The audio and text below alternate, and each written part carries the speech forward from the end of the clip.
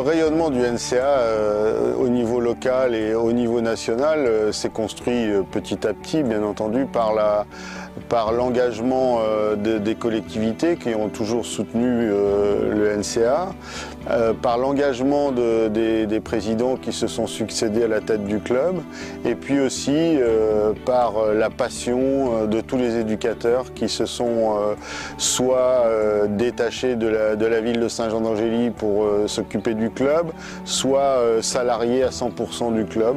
Tous ces éducateurs qui se sont succédés tout au long des années à forger l'image, à donner les valeurs du club. Les deux équipes masculines et féminines sont présentes dans les plus hauts niveaux de championnats nationaux. L'équipe masculine est présente en National 1, donc la division en dessous l'élite, et puis l'équipe féminine qui est présente en National 1 depuis maintenant quelques années. C'est vrai que c'est assez inédit, il y a très peu de clubs en France qui ont à la fois une équipe féminine et une équipe masculine en haut du tableau. J'ai commencé ma première année à jouer en senior avec le NCA en 3e. Et donc on a été championne de France de National 2, donc après on est monté en National 1. Et moi je suis rentrée en équipe de France jeune il y a maintenant 4 ans et en senior il y a 2 ans. Saint-Jean c'est un vrai club formateur. Je pense qu'il faut être vraiment motivé pour réussir. Donc il faut être assez physique niveau épaules, bras pour shooter.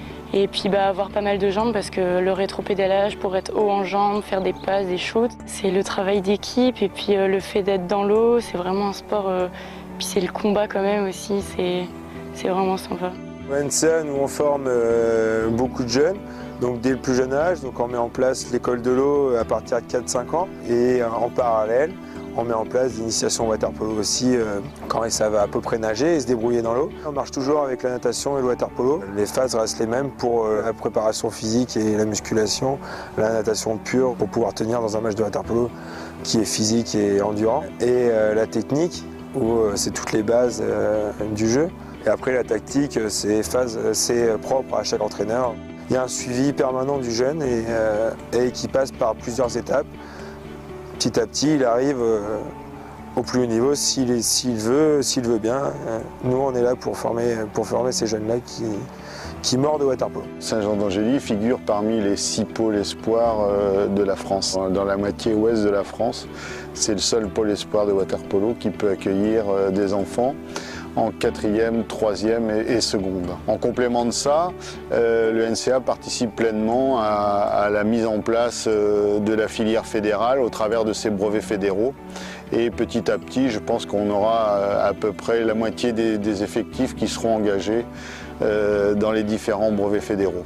Plusieurs générations se sont succédées dans l'encadrement technique du club et chaque génération a apporté son lot d'innovation, toujours en regardant vers l'avant, toujours en essayant de progresser. Et je crois que c'est une des valeurs du club, ne jamais se satisfaire de la situation, mais au contraire avoir de l'ambition pour le club et les enfants.